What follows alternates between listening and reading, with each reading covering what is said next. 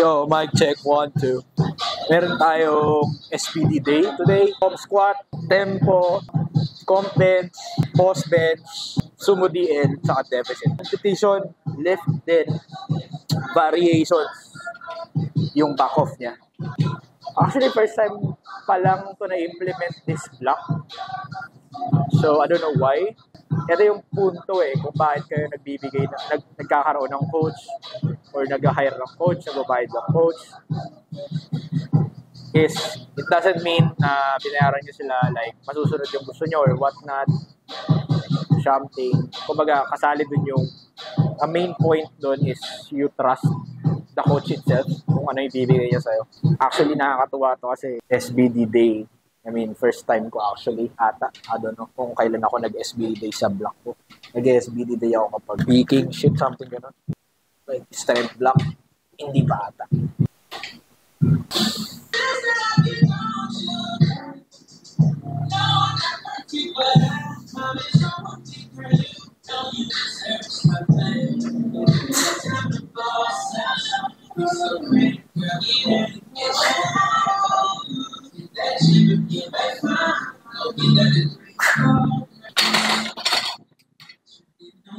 We got first exercise pa lang. Tapos na ako. Yan, 4 seconds. 3x3. 130. 4 seconds.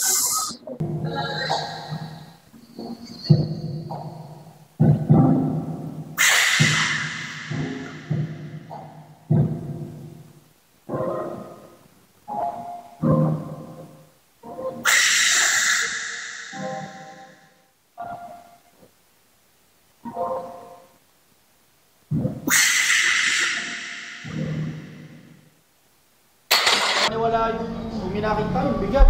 Sige, gagayahin ko. Yun na. Doon nagsisimula ang disgrasya. Katangahan. Ito si malakas ito si Abraham. Wala sa ano yan, bench press yan. Wala sa bench press yan Ano lang yan? Ilang kilo ba yan? 66 lang yan. 66 lang yan. Ang malakas niya. Bato-bato siya kasi talaga. Lalo na to. Lalo na to. Sisinin ka sa'yo? Kaya load yun.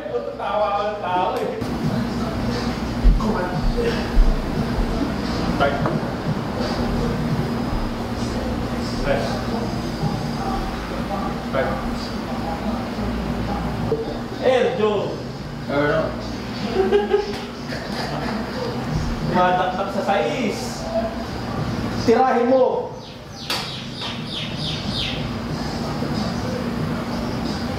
Disisiete.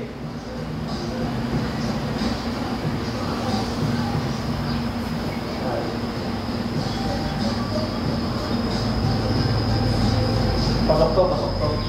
Parang ano keep to ng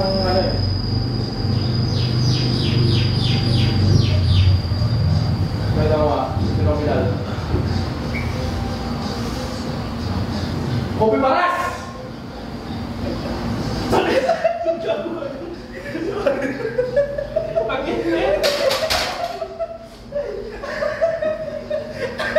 Gago puta. Dinamin ko pa. Sige, command mo. Command mo.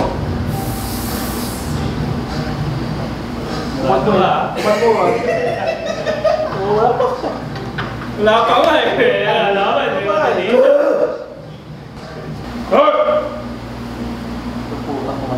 Rest. Start. Rest. Nakapikit na ang bot wala. Patangin na kasi. Baka mabagsakan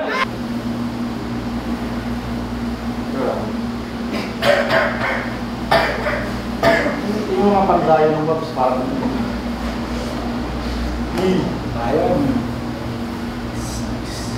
Reset. Trace ang ito May YouTube channel din.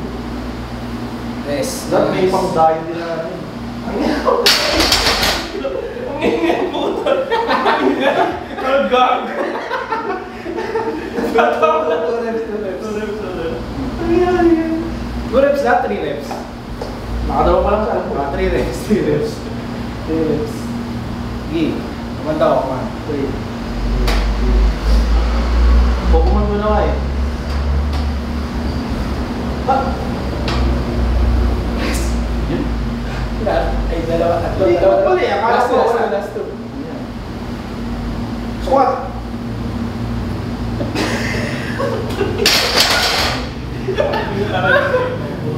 Ikaw ang dyan mo eh. Ewan ko sa'yo. 1, 2, 3.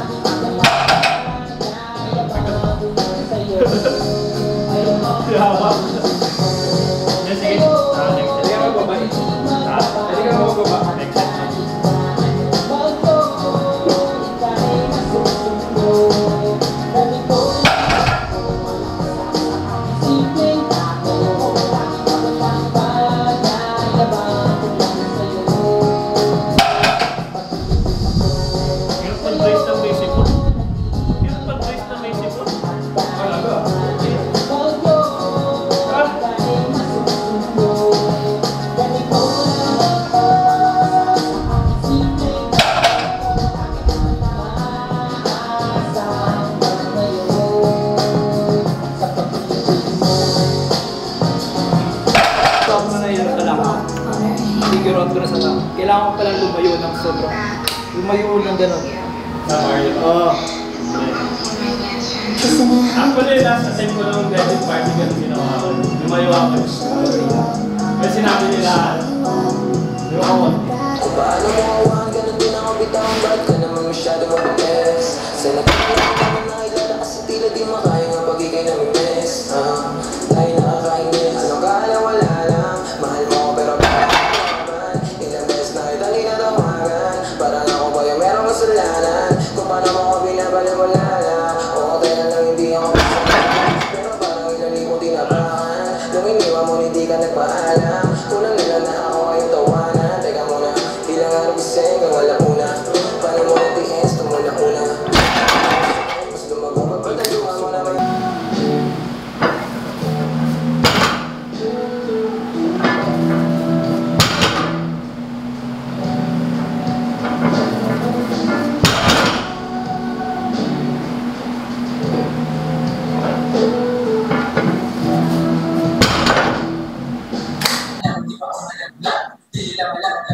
I decided na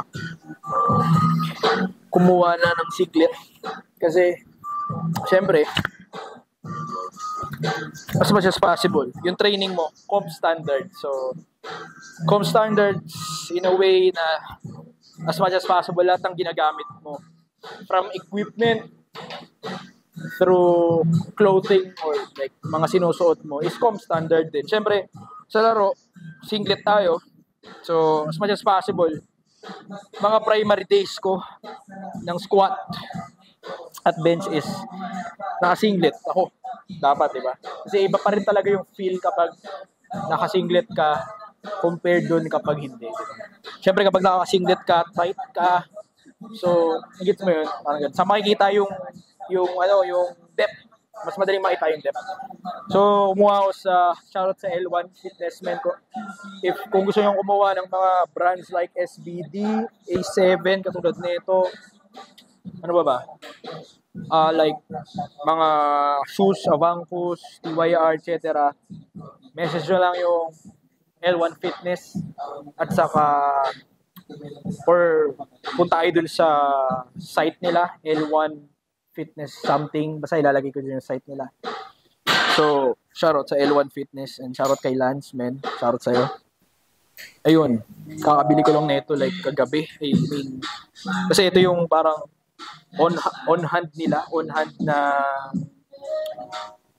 actually dapat ang kukunin ko is yung Phantom tuloy. Yung yung itim, yung all black na nakalimutan ko yung pangalan nun. Parang Basta yung all black nila, yun din dapat yung kukunin ko.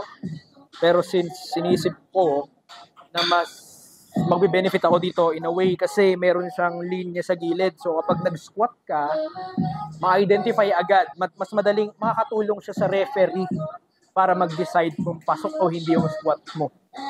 So yun yung reason bakit pinili ko tong colorway na to. Meron tayong squat singles ngayon ng 190. Same number pa rin last week for me to practice my singles in a same weight. Possible na kung mataas ang chance ang possible na mas bumagal to or mas bumilis, depende na lang. Pero titingnan natin yan. Hopefully bumilis siya, bumaba yung RPE niya. Nung nakaraan kasi parang RPE like 6 to 7. Let's see. Magkakaroon kami ng restock ni Genesis. So marami na nag-pre-order ng Genesis, which is yung black com shirt namin. Kung gusto nyo, it will be available 3rd week ng December. So, isasabay ko siya sa mga nag-pre-order din ng Marines. Then, hopefully this week, may i-release kaming bagong shirt. So, hindi siya com shirt, abangan nyo na lang sa RPE page. So, inihintay ko pa yung Mac design niya. So, check ko pa kung may i-approve ko. Pero, solid yung shirt na yun. I mean, to be honest, ako, tuwa ako doon. Nakakatuwa siya. In terms of tela, tapos, basta, abangan nyo na lang, men. So, I'm actually deciding if nararamdaman ko sa katawan ko ngayon na parang bloated ako madalas, I don't know. So, di ko pa alam, feeling ko kailangan ko mag-mini cut or itutuloy ko tong bulk ko. Currently, I'm consuming like more than 3K calories every day.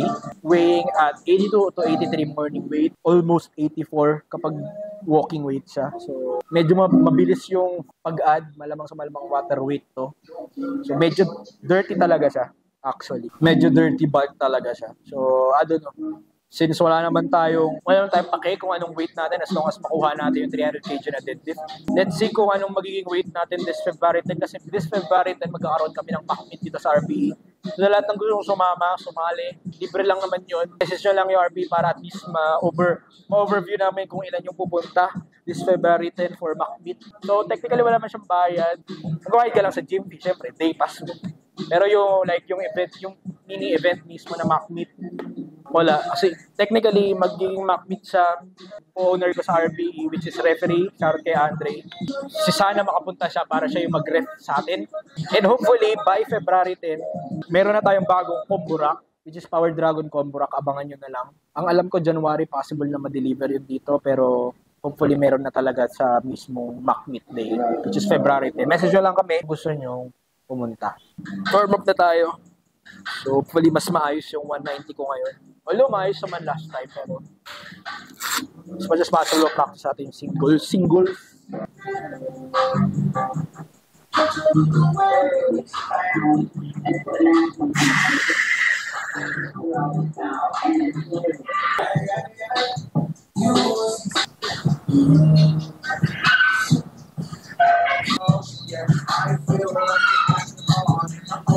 In the middle of the night,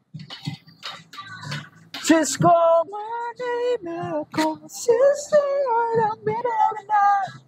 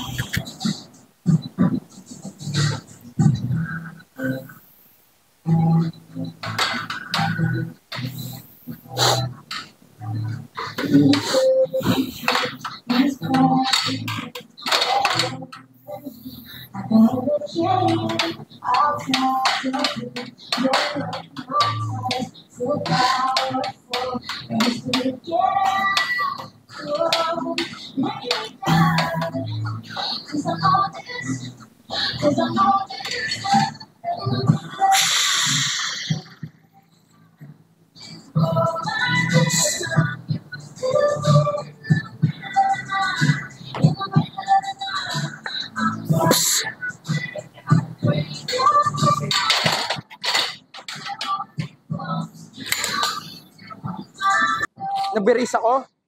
Kinapos ako ng brace, ang sikip na sa akin. Alright.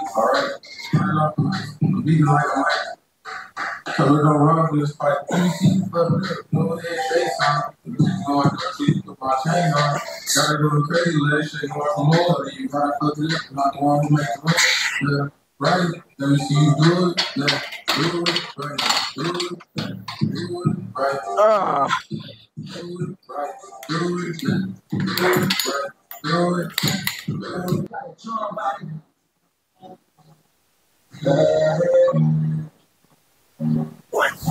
How's your feelings I just couldn't shake? Disrespect that I just shouldn't take.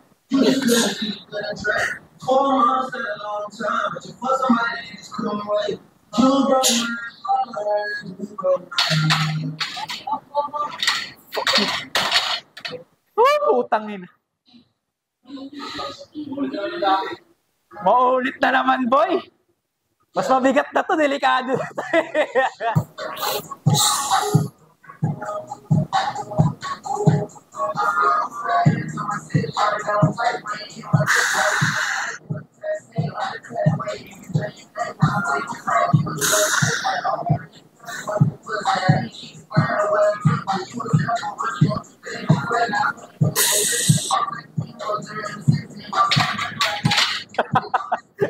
Sakto na.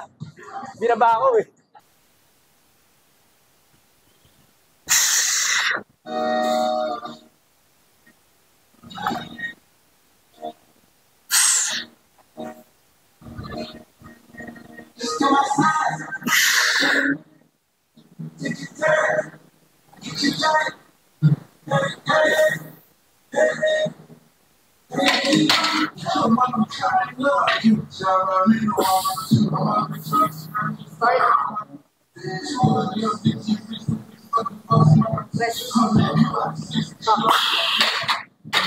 Thank you.